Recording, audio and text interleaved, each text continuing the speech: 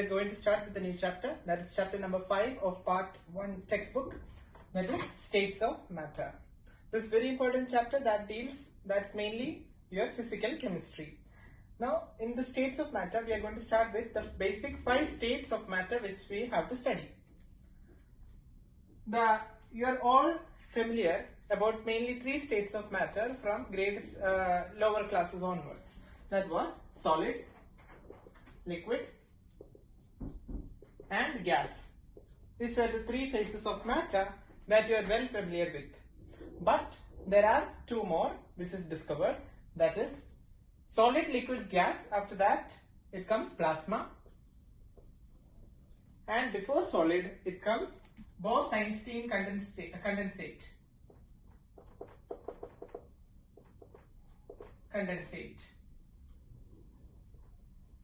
So Bose and Einstein are 2 different scientists. They together worked and discovered this particular state of matter.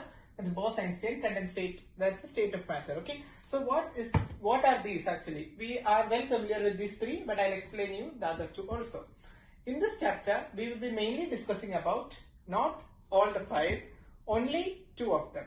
That is gas and liquid. This is only what we are going to discuss in this chapter, states of matter. In detail, complete theory we will study about both of these. And highest priority what we are giving is for gas. Then comes a small topic regarding liquids, and there we will study about viscosity, so many factors like that. Then solid, we are not going to study about solids in detail in this grade 11, but we will study a very large chapter, that is solid states, completely based on this solid state of matter in grade 12. Okay, and Bose-Einstein condensate and plasma. These are not in our field of study for grade 11 or 12. This will be there. You just have an idea about that, and detailed study might be there in your colleges.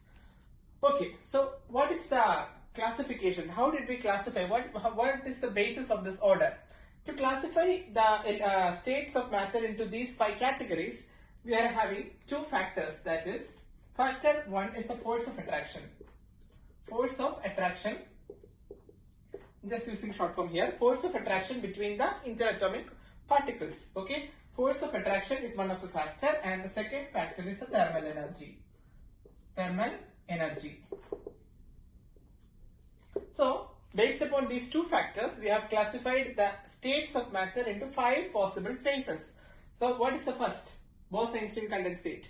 It's supercooled structure, that is the atoms are in very cooled condition. That means there is very less amount of kinetic energy. The particles rarely even move. So that much frigid or that much cold, extremely cold state of matter. In that, the atomic movements are also very difficult. That much cold state is known as Bose-Einstein condensate. And in that state of matter, force of attraction is maximum, and thermal energy or the kinetic energy of the atoms is minimum. So here what we can say, force is maximum, whereas thermal energy is minimum. Thermal means heat energy or the kinetic energy we can say.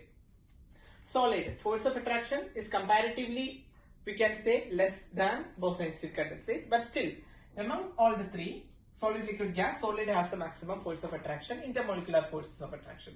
That is why it has a definite shape and definite volume, definite density, like that. And thermal energy of solid is more than that of Bose-Einstein condensate. Liquid you are well familiar with. Force of attraction is intermediate.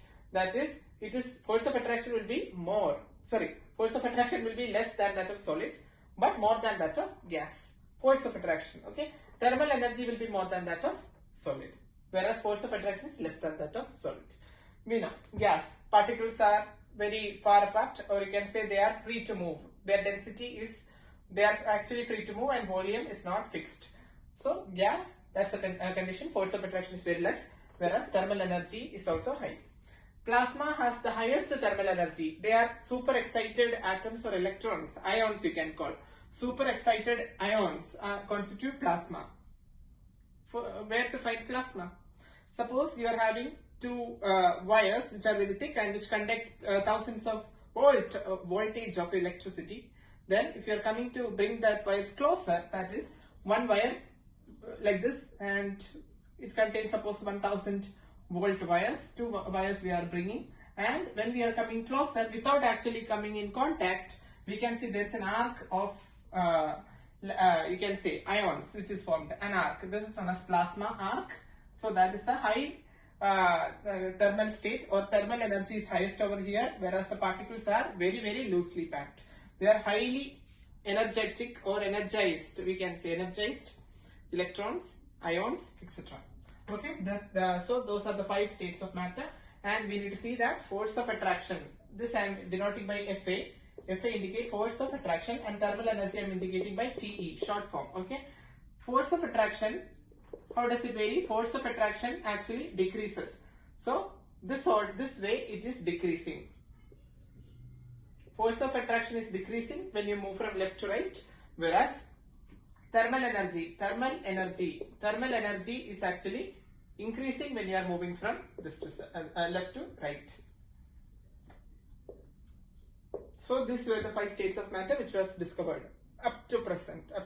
Okay, so it may change when science develops later. Okay, so we cannot predict what is the next state of matter. Okay, states of matter chapter, we have just discussed what is the basic introduction. Now we will be studying about force of attraction. I told you force of attraction and thermal energy are the 2 core concepts that leading to all these different phases. Now let's study in detail about force of attraction first. So what is meant by force of attraction? Force of attraction, you know, attraction or the interatomic attractions that are present in a particular state in the matter.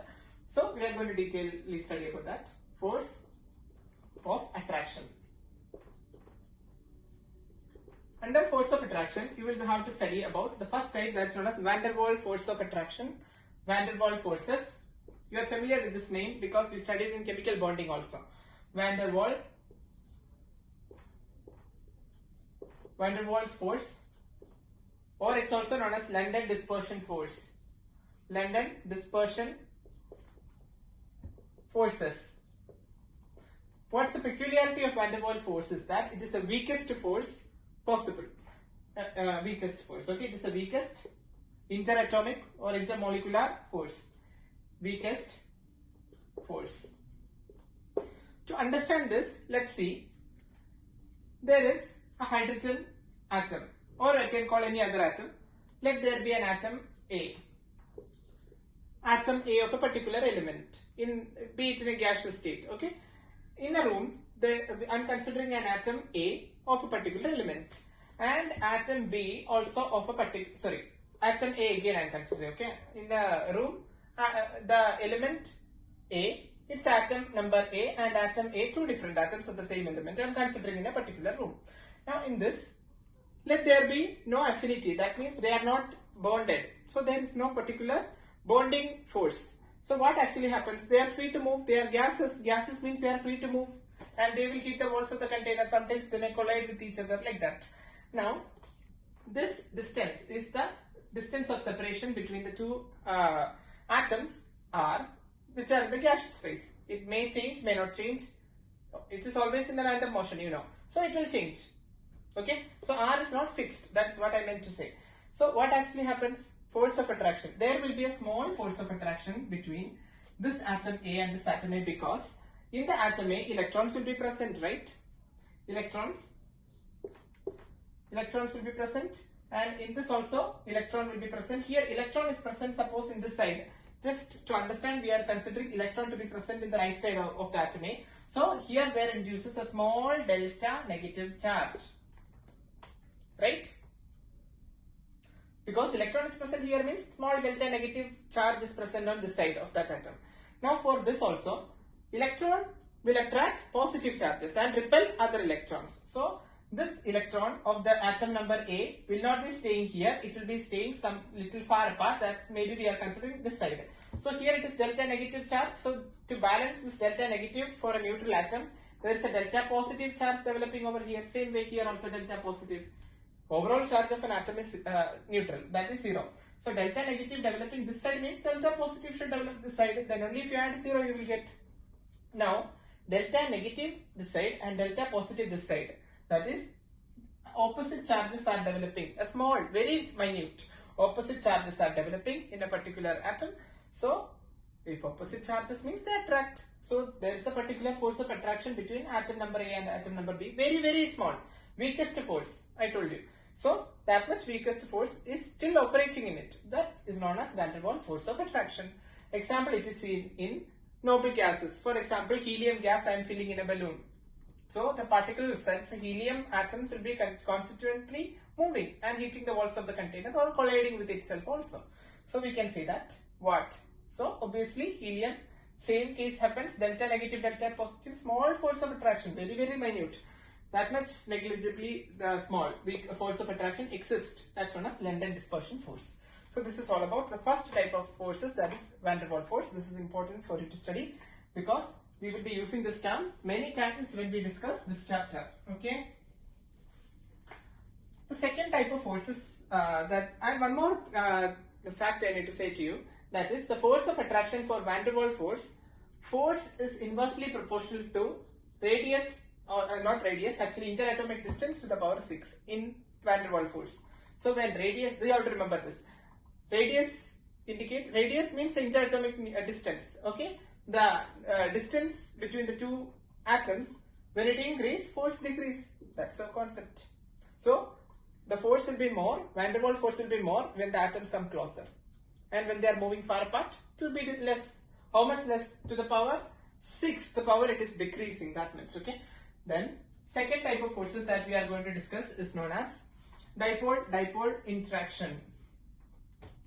Dipole-dipole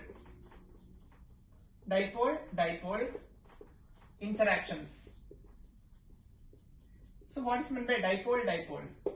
Dipole means dipolarity. That means positive and negative charges together constituting is known as a dipole. For example, let's consider hydrogen chloride gas, HCl. This I am considering it as a particular molecule, HCl. In this HCl molecule, we know that hydrogen and chlorine is more electronegative than hydrogen. So there will be electronegativity means tendency to pull the shared pair of electron towards itself. So there will be developing a delta negative charge on this chlorine atom and a delta positive charge on this hydrogen atom. Overall it is 0, but still there develops. Okay. So dipole-dipole. This is one dipole, so I can call this as dipole, positive and negative present, dipole. Let's consider one another dipole. So here I am marking hydrogen and chlorine again, and here we are having again the same case, delta positive and delta negative. So here this is one dipole, this is another dipole. Now compare the both dipoles. In this dipole, chlorine is negative delta minus, and here hydrogen is delta positive. So there exists a negative and positive attraction. So there is an attraction between chlorine and hydrogen of one molecule to the other. That's known as dipole of one to dipole of another interaction. And this distance is known as R, and force will be inversely proportional to, or we are not discussing about the force, we are talking about energy. Okay, energy. We can say internuclear energy or the bonding energy. Bonding in a sense, interaction energy, not bonding. Interaction energy is inversely proportional to R cube. Interaction energy is inversely proportional to R cube if it is stationary. That means if both the hydrogen HCl molecules are stationary, then we call it as inversely proportional to inversely proportional to R cube. So if they are not stationary, then energy is proportional to 1 by R raised to 6. Same, force energy are similar here in this case. Okay, the main simple meaning is that whenever you are moving far apart, force decreases. Only that much. Dipole-dipole interaction, you are very familiar here. Third type is known as induced dipole interaction. Induced dipole. So what is meant by induced? Induced means originally it was not existing, but we are forcing it to exist, or it is inducing like that. Okay. You have studied about induced charges and all in grade 10, 9, all the things, right? Induced charges. So like that, induced dipole. Category 3, induced dipole. So how do we explain induced dipole? Let's consider original dipole, that is our hydrogen chloride molecule, in which delta negative and delta positive for hydrogen, here delta positive, chlorine delta negative. This is already a dipole. Let's consider another molecule which does not have any dipole condition. Let's consider chlorine, single bond chlorine. This is Cl2 molecule. Here both are equally electronegative. So we cannot say this is a dipole. This is not a dipole. This is not a dipole. But here this chlorine is delta negative. Delta negative indicates that this is electronegative. So this can cause a polarity to develop over here. Small delta positive can develop. Delta negative can develop because of this external molecule. Then only the force of attraction can be present. So this dipole induces a dipole over here. Delta positive, delta negative is induced. Why it is induced? This chlorine actually attracts the electrons present in this chlorine molecule to this side. So electron accumulate in this side. Yeah. So like that dipole will develop. So this is how one dipole induces a dipole in the non-dipole compound. So this is how induced dipole interaction work. And here also the same story. Energy is inversely proportional to 1 by distance raised to 6. 1 by r raised to 6. So this can be asked in your 1 mark section MCQs. What is the force of attraction? How does it vary with the distance? So this is all about the three main forces of attractions. Okay. So dipole moment you already know, and induced dipole and all those relations you are well familiar with.